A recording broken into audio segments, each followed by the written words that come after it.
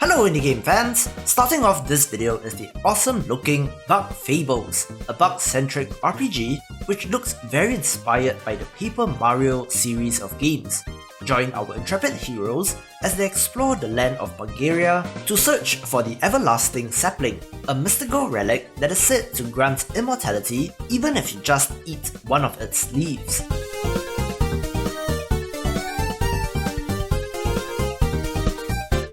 I really love the look and design of this game, from the usage of 2D characters in a world with depth to the bright colours and cutesy look.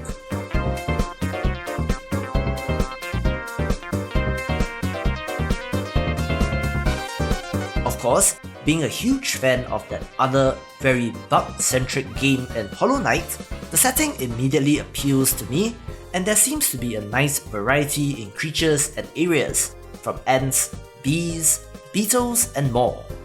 One of the main indie games that I was looking forward to since January, very excited about this.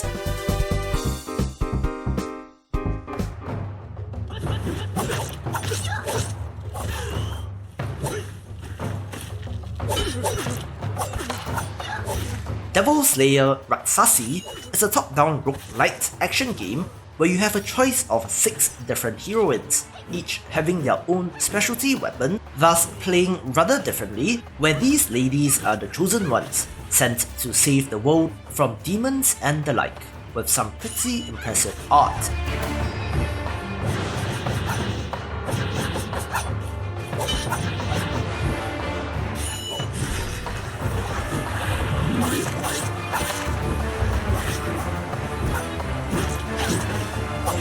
This has Souls-like inspirations with more deliberate combat, so dodging and timing are essential, and while top-down isn't exactly my favourite perspective, I have to admit that this does actually look pretty good.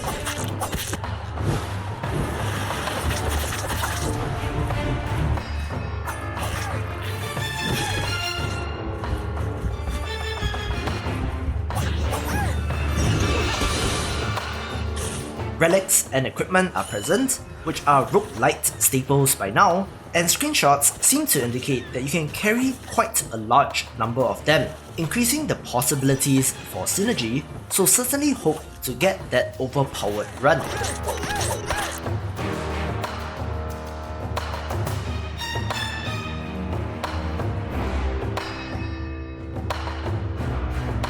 As is evident from the trailer, this is from a Chinese developer, but the launch version on Steam would be translated into English, but this would be an early access title, so perhaps one to keep an eye on.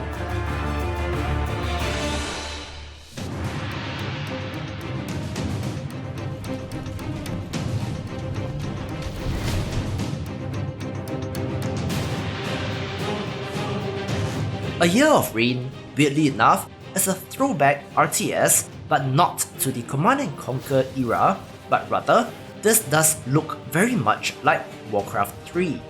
As a fan of the genre, I'm always interested to see different people try their hand at this, so fingers crossed on this one.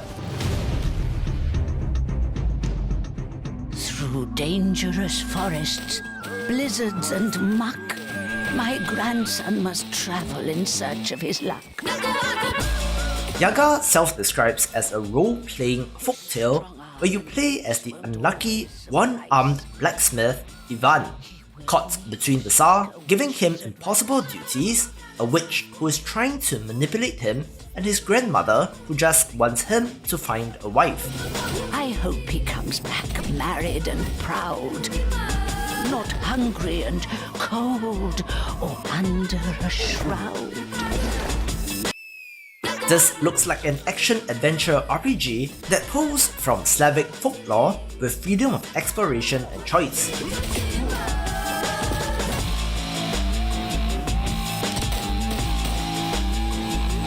Savages.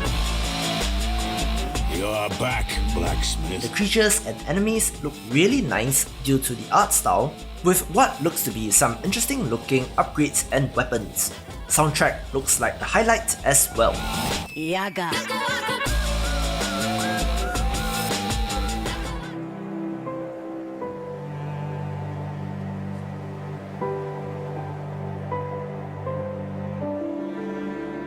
Spirits of the North is a hauntingly beautiful adventure where you play as a fox with the task of awakening the eponymous slumbering spirit.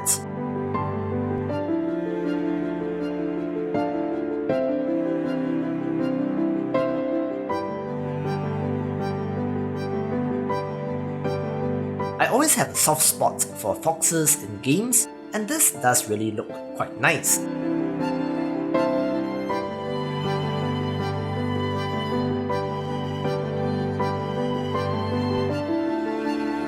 Definitely more puzzles and exploration than street combat in this, but looks like a wonderful journey nonetheless.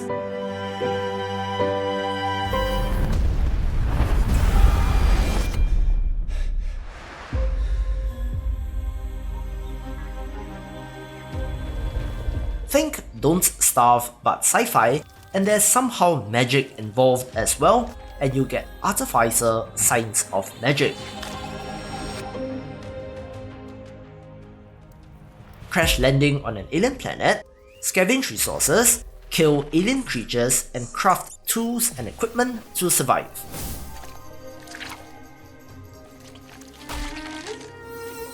It's quite an interesting mix of ideas, since combining the scientific method of trial and error with magic and alchemy is pretty neat, and there's even dissection in this game where you carve out what you want from the bodies of enemies.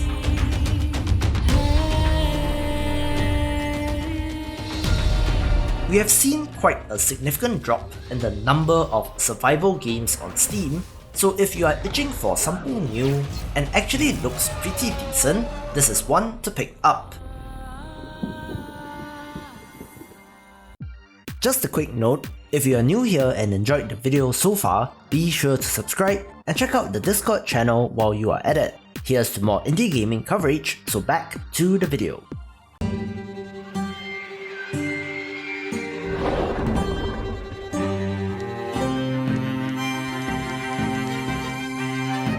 The self-styled myth-making tactical RPG, Wildermyth has a wonderful papercraft look where you take your party of adventurers on the quest of a lifetime.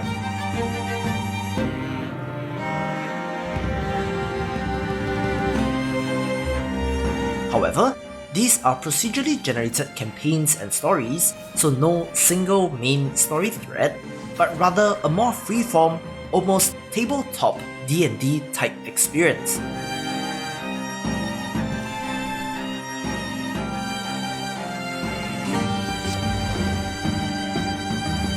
The developers do point out that they are trying to stay away from fantasy tropes, so no orcs, elves and goblins, but we do have telepathic insect dragons and clockwork undead instead.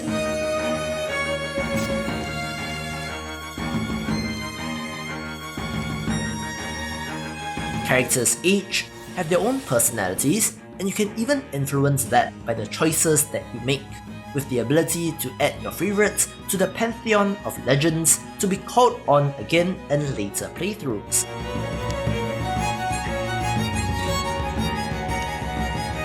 Seems like quite the endlessly replayable experience with quite a nice variety.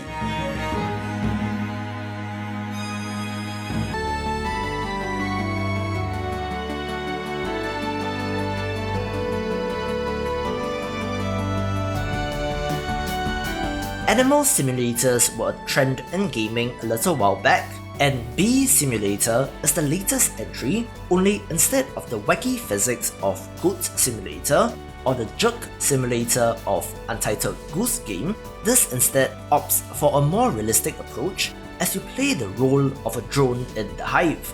Fly through the air, guide your fellow bees to the best flowers, and see our world from another perspective. There is a story, exploration, and even a co-op mode, so begin your adventure later this month.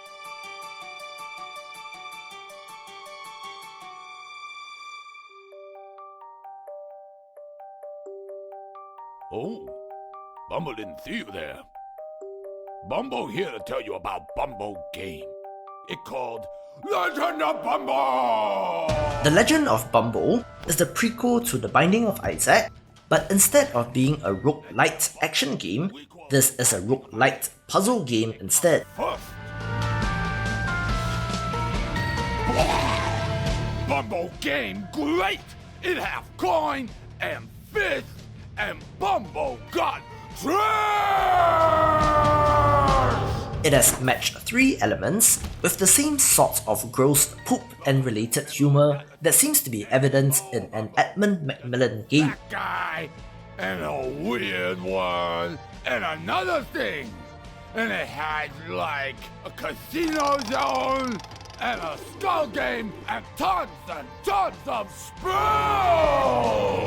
Given the pedigree, I'm pretty confident in the quality of this game, which, due to the mechanics, is right up my alley. And beans too! So that's why you should go buy Legend of Bumbo. Oh, there's coin! Give me that coin! Perhaps this will hook me much better than Isaac has.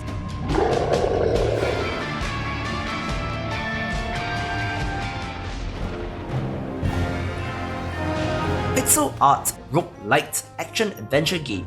This description immediately got me interested in Sparklight, and if you share my gaming palette, then you are in for a treat. In this world, Sparklight is the literal life force of the planet, which can be harnessed and used sustainably or consumed at one shot for an explosive burst of energy. So naturally, the evil Baron has a plan to mine and use all of the Sparklight to power his war machines, and it is up to you to stop him. Absolutely beautiful game which takes the #1 spot of the month. For more upcoming indie game new releases, check out the previous video or click on the recommended playlist, and I will see you after the jump.